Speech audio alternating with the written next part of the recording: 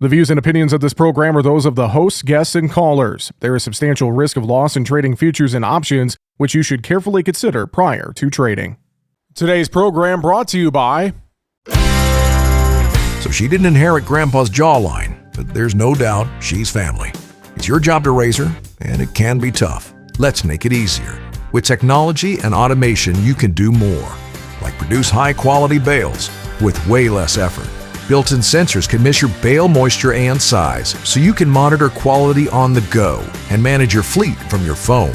Sit back and enjoy effortless operation. Discover an easier way to work. Well, as we take a look at what is trending in the markets through midweek, it's been a quieter trade in the grains and oilseeds here for the last several days. Of course, we had a lot of fireworks to end last week, but by and large, we've kind of chopped around in a narrow range in the grain trade. Meanwhile, cattle futures, I'm not going to say we ended the streak of higher sessions, but it was definitely a mixed tone there on Wednesday. We got a lot to unpack and talk about. Joining us here on Market Talk, powered by John Deere Operations Center, Mike Zuzolo with Global Commodity Analytics. Mike, good to talk with you again, my friend. Hope all is well. Doing great, Jesse. Thanks for having me back, sir.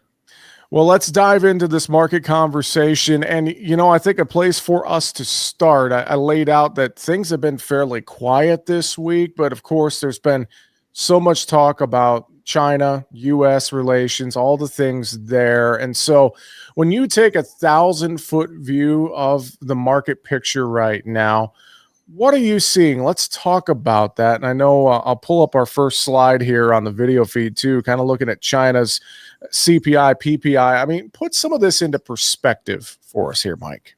Yeah, I mean, this is fresh news that just came out in the overnight markets Wednesday morning. And this is probably one of the biggest features that's just underneath that quiet market that we're dealing with right now, just underneath the surface, Jesse, because it seems as though rhetorically every day, maybe several times a day, we're starting to trade between the U.S. and China trade negotiators and key people in each administration starting to trade some pretty good punches with one another. And I would say that to me, since the beginning of the month, as we head into the end of the month with the APEC meeting, which it's extremely important because we have to remember that not only at the end of this month, November bean futures goes into delivery, and you've got a cash market and you've got a Chicago market that need to come together.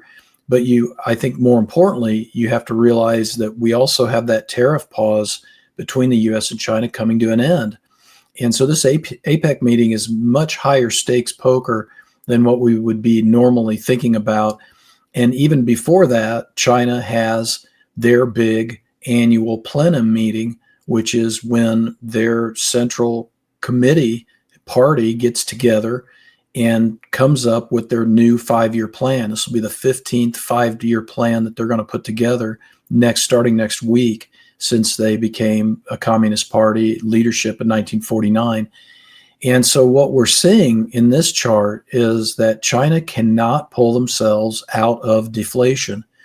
And you can kind of get an idea now that because they're still relying so heavily upon exports, that is the major rub with what's going on between the U.S. and China relationship. Just to give the listener and the viewer some background, they are export reliant to the point of where they're 30%, easily 30% of the world's total exports, whereas their domestic consumption is less than 20% of the world's total. It's in the teens most of the time, Jesse. So that's the major rub here. And I guess I would say, as we get ready for the second half of October, I would put it this way. I feel as though that the bilateral relationship, not just the trade relationship, but the bilateral relationship is coming to a head, and things aren't looking good right now. And I think that's kind of how I'm seeing it.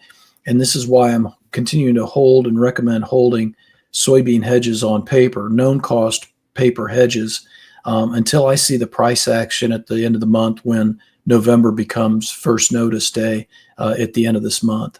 Yeah, a lot of things in front of us, and some of the escalate to de-escalate type of strategy, and just all of the unknown here. And you mentioned some of those key deadlines coming up here, Mike. I mean, there's just I think there's a lot of forest through the trees ahead, so to speak, here on this whole conversation and how U.S.-China relations impact our markets and the overall economy, Mike. You're right. And that deflationary spiral that I would call them in is very similar to 2015 through 2018 that they had.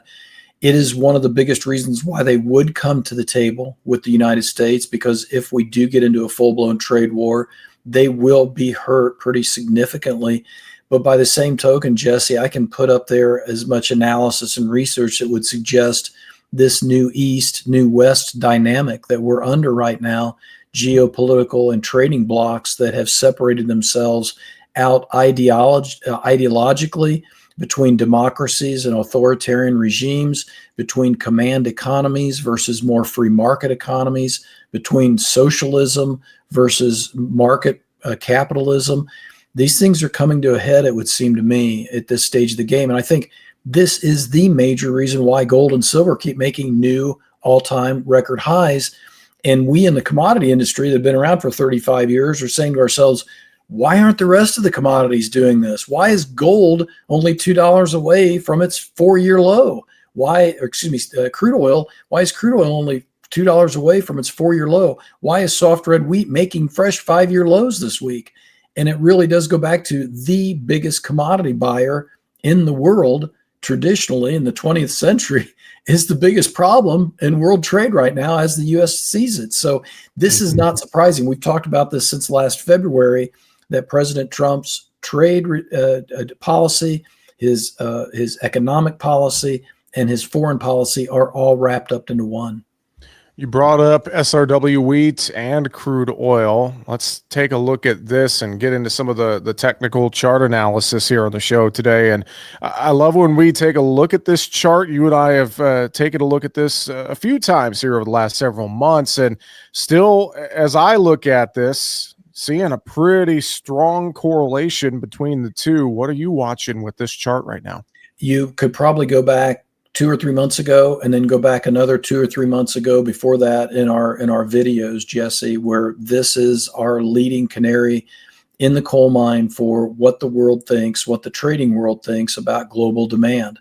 And it's not a pretty picture. I've seen a lot of articles and expectations / forecasts over the last couple weeks where 2026 is going to bring with it both an oversupply of crude oil and an oversupply of wheat. And at the heart of this is what we're talking about with the U.S.-China relationship. And obviously, Ukraine and Russia play a big role in that as well.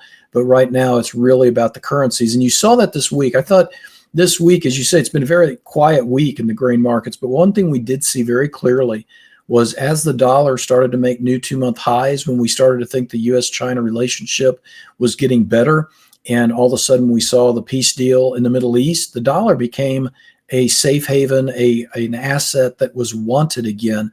And when we saw that, that's when we saw those lows in the soft red wheat. That's when we saw that low carved out, a 5-month low carved out in the WTI crude oil. And then it wasn't until later, closer towards the middle part of this week, the dollar gave way. By Wednesday's close, it was back below 98.50, which is kind of a go, no-go gauge for me. I don't want it to be above 98.50 the rest of 2025. So it remains a tailwind for the commodity sector. We saw that dollar weaken, and as the gold made new highs, silver made new highs. And so what I'm seeing here is on a 5-week correlation, this is what is happening is the crude oil and the soft red wheat have almost about an 86% positive relationship. You take it to a 4-week correlation, it's 90% positive price relationship. So one of the things that I can kind of determine or infer from this chart, Jesse, is why is gold making new highs and silver isn't? It's because the financial markets are saying no to wheat, no to crude oil, no to the US dollar, no to the Chinese currency, and even now, no to Bitcoin. And I think money is probably moving out of all of those assets and even more going into gold and silver. We'll see after this month is over, and we'll see how U.S.-China relations end up being as we get into our holidays, whether maybe some money can be shifted into some of the other commodities or not. Mike Zuzolo, Global Commodity Analytics, is our guest analyst here today on Market Talk, powered by John Deere Round Balers. Learn more at Deere.com. Mike, let's talk corn and soybeans, and let's look at corn-soy spreads right now. That's something that I've talked about this with a few folks here in conversations, since we're void of government reports and certain data that I think traders become used to seeing and helping them make decisions. We can kind of fall back on some of the spreads to tell us what's going on in these markets to some degree. I mean, talk about that thought and what you're seeing right now with the corn soy spreads. This is why you do so well in the commodity sector, Jesse, because you understand it so well. And I really mean that as a sincere compliment. It's very hard to get to understand the commodity sector, but you're exactly right. The Dees July corn spread is starting to trend higher. The Dees is gaining on the July again, whereas when the November-July soybean spread, the opposite is occurring. I think this is the U.S.-China trade playing out. This is probably also the fact that the corn demand remains very, very strong. I'll give the beans credit with the export inspections on Tuesday, coming in on the high end of the range of guesses, close to 1 million metric tons. Very nice number. Also saw a 197 plus million bushel NOPA crush number on Wednesday, above trade guesses. Very nice to see that as well. But this spread is suggesting to me that the demand is in the corn. Farmers are probably holding more corn off. I think it also anecdotally would suggest to me that what I'm hearing on the phones about corn yields, yeah, they're good, but they're not record, whilst beans are surprisingly good given the August. And I've heard that from Illinois to Kentucky this week again. I'm hearing Nebraska corn in central Nebraska still having a lot of disease pressure. So I think the spread's starting to tell us quite a bit without that government data. Well, let's talk about on the corn side. You mentioned the spread improving there a bit, and thinking about the cash markets too. A lot of talk here. There's been some areas of basis improvement I've heard about on the soy side and on the corn side here as well. I mean, when you look specifically at the corn side of the cash market, walk us through this chart. What are some things you're seeing right now, Mike? Yeah, and just to touch on the beans, because I didn't do the chart on the beans for the October basis. I mean, like you say, there are some areas that have seen improvements. I will say that as we get ready to go into November delivery, we're going to know a lot more, Jesse, because Morris, Illinois river soybeans are 30 under right now, so about 970, 975. You've got November bean futures closing Wednesday about 1006. So you've got about a 30-cent discount in the northern Illinois, close to Chicago price on the Illinois River. You have to ask yourself a question when you go into first notice day, which one is correct? Because it's seller's option. If November futures are truly premium to the cash market, you should see a lot of heavy deliveries, because the sellers would say, I can get 1006 for November beans on October 31st. Why don't I just go after that? Yeah, there's extra fees and things like that. But generally speaking, the delivery process is extremely valuable because it still connects the cash and the futures, because it's the seller's option when it comes to the delivery process. And so we'll get a better picture of what's happening in beans at the end of this month as far as cash versus futures. This chart would say pretty much across the board, you're seeing an improvement against what we were dealing with in mid to early September. And I think even more importantly is you go back to the early part of October of last year and look at all these locations. We're not doing bad. In fact, you look at some place like Gibson, Illinois, where I have heard there are some issues with corn. You're actually well above the basis levels that you were at a year ago at this point, given, granted, the futures market may be a little bit more premium, but basis in and of itself, this chart would suggest to me, we don't have a 185 plus yield out there nationally being grown like the USDA thinks. And maybe the market is going to get wise to that because of things like this. Oh, great points, and things that we're going to have to pay attention to here as we work through harvest season. I do want to use this as a segue, since we're talking corn, to talk livestock and take a look at the feeder corn relationship right now. And I said this at the beginning, I'm not going to say we ended the winning streak in cattle futures on Wednesday.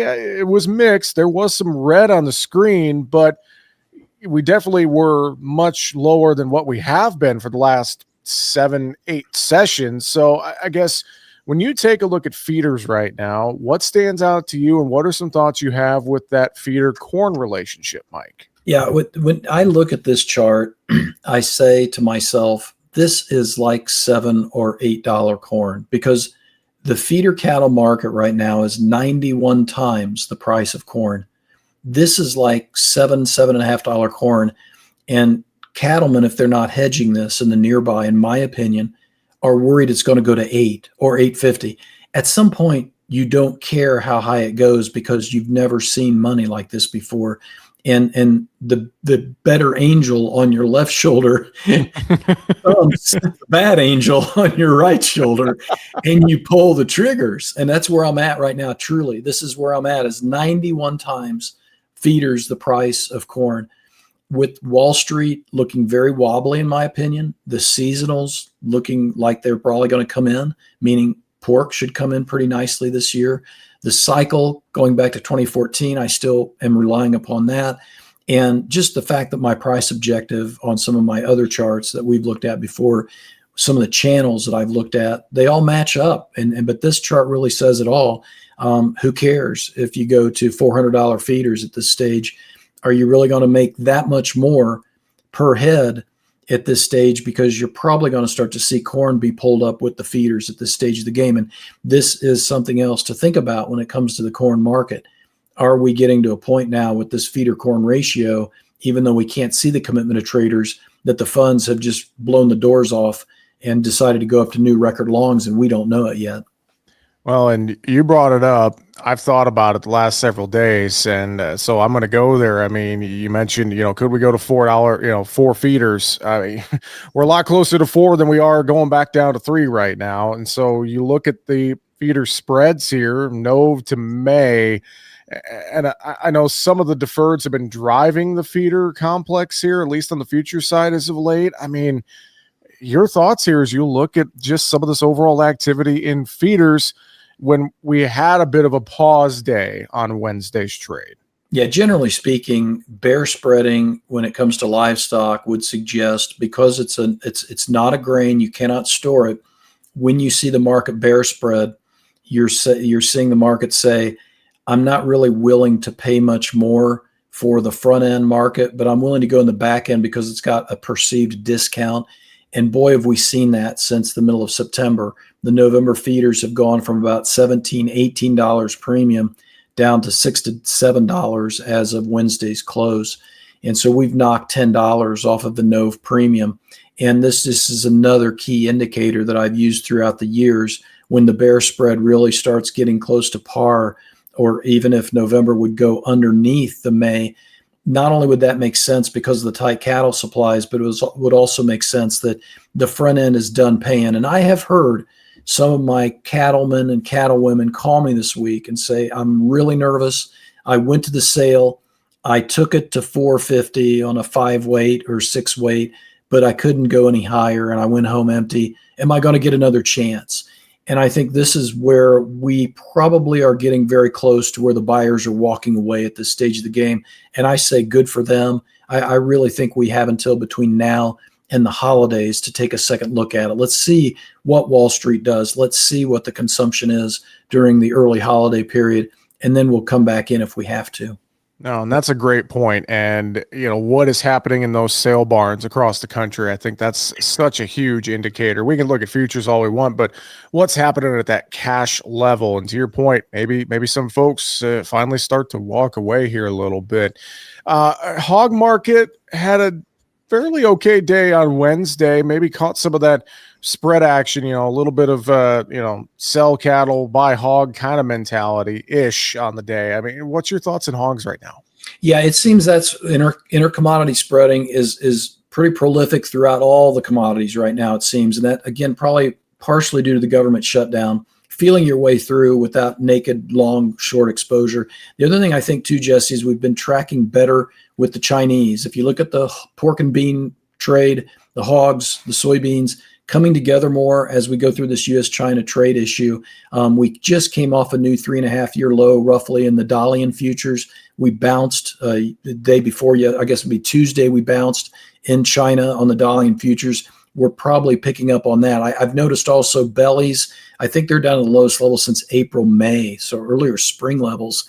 That should, again, encourage some increased pork featuring, I would think, here in the fall time period.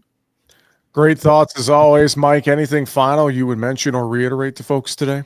No, just freshened up the website. So take a look at globalcomresearch.com. Quite a few tabs that you probably haven't seen. Got the new product services brochure up there in PDF format for 2026. So go to that, pick up a trial, take a look around. Globalcom with 2 M's, research.com for more. Mike Zuzolo, Global Commodity Analytics. Always good to talk with you, sir. Thanks for joining us here on Market Talk today, powered by John Deere. You too, Jesse. Thank you. Make sure to subscribe to the Market Talk YouTube channel. You can watch our latest interviews with top market analysts in the country, find bonus content, and much more. It's easy. Just go to youtube.com/@MarketTalkAg and hit the subscribe button.